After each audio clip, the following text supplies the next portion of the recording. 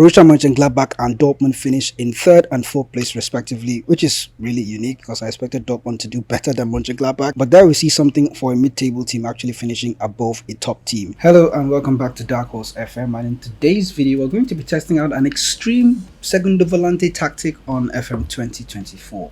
You see, I'm told this tactic actually performs better and it's one of the most overpowered tactics of Football Manager 2023, but I have my doubts about FM24 because I believe that the match engine in FM24 is quite different. It's very dynamic and the success rate of overpowered tactics these days are not as high as they used to be in previous Football Manager games, and it also depends on a lot of factors. So I'll share my opinion about those factors much later in the video as to why some OP tactics no longer work and plug and play tactics don't really work anymore.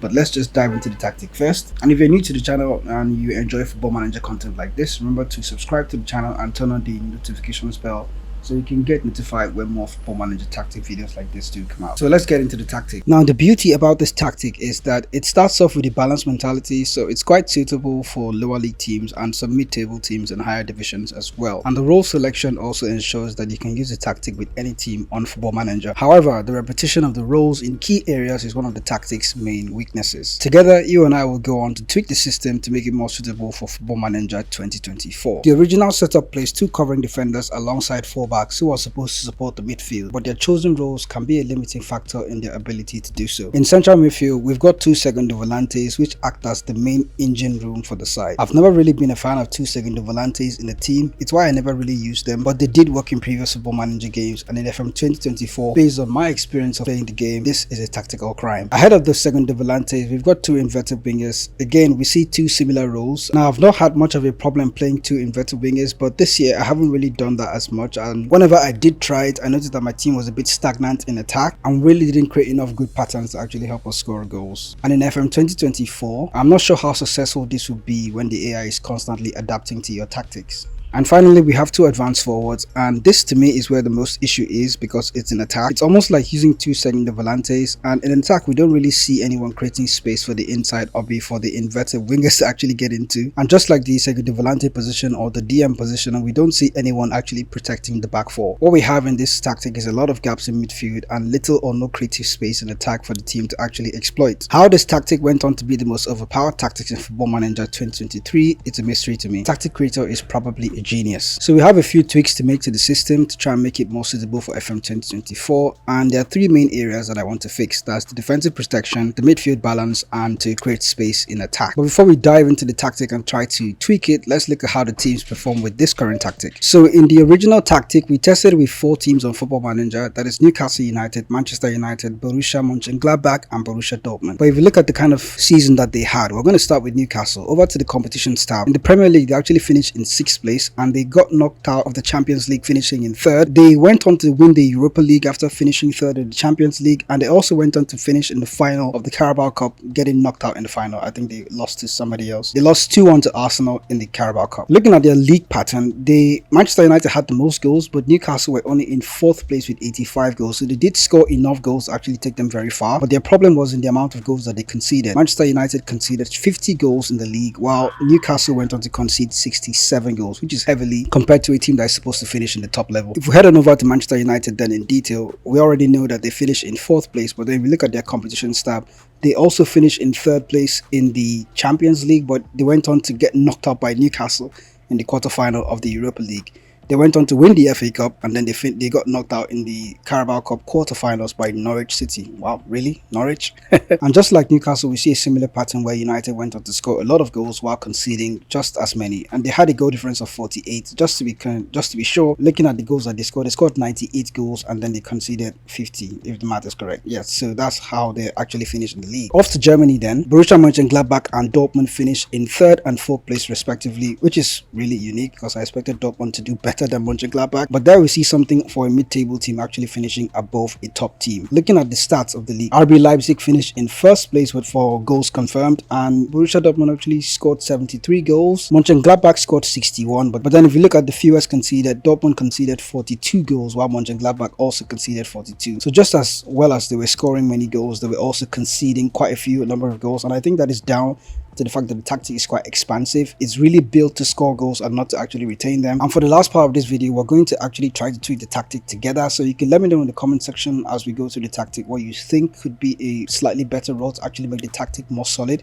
I'm going to go through the tactic and try to tweak it and help it to score as many goals while trying to not concede that many goals in the game. So this is the system like I gave you guys during the breakdown. You see 2 ball playing defenders here on cover duty beside fullbacks. You have 2 second volantes also on support, inverted wingers on attack, and advanced forwards on attack. Now to me, this team is almost very disjointed, and we have to fix 3 things mainly for this tactic: the defensive solidity, the midfield balance, and the chance to exploit space in attack. So starting off, you can see the ball playing defenders.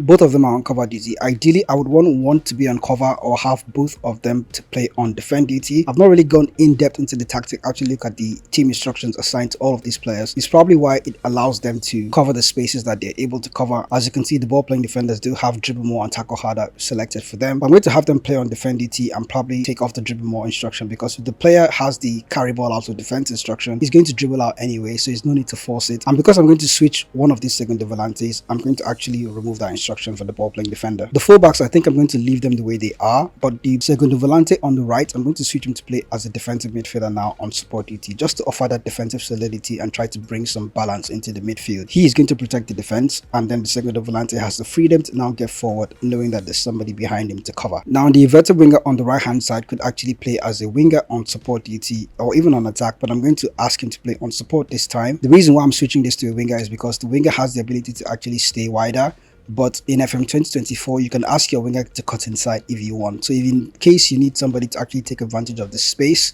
that is going to be ahead of him, you can still ask the winger to do that, but the key role here is that he's going to act, or he's going to be starting from a wider position to actually create that space for somebody else to run into. Now the last piece of the puzzle for me is going to be the player in attack. I'm going to actually ask one of the strikers, that is the striker on the left, which is the striker that is directly in the same line with the second volante. He is going to play as a deep line forward on support duty. The reason why I'm asking this player to do it is because the second volante is going to be getting ahead. He's going to be exploiting that space vacated by the deep line forward on support duty. So this to me is slightly more balanced than the previous system that we saw. It offers some solidity, it's also creating some space in attack, and it's also offering that defensive protection for the goalkeeper and the back four as well. Now I didn't really talk too much about the team instructions, but we're going to take a sneak peek now to see what it is. And if you look at the team instructions out of possession, there is a very high press and then there's a much lower defensive line. The team is also being asked to drop off more.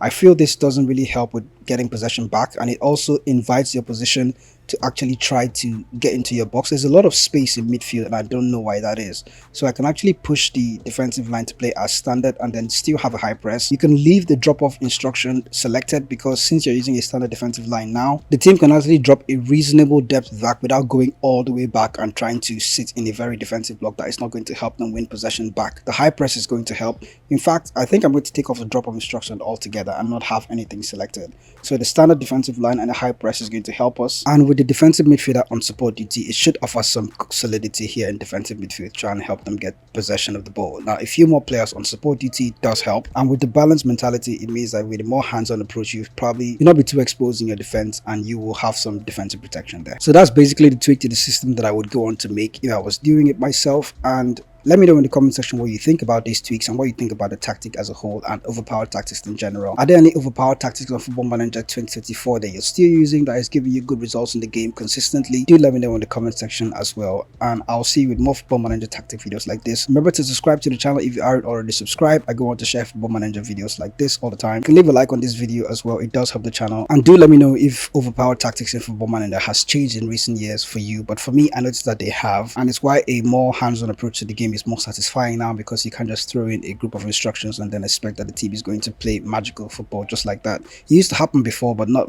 anymore really, and I think that's what makes Football Manager a lot more interesting now. It makes FM24 a lot more engaging for all of us. So thanks for watching this video up to this point. I'll see you guys in more Football Manager videos like this. See you in the next one.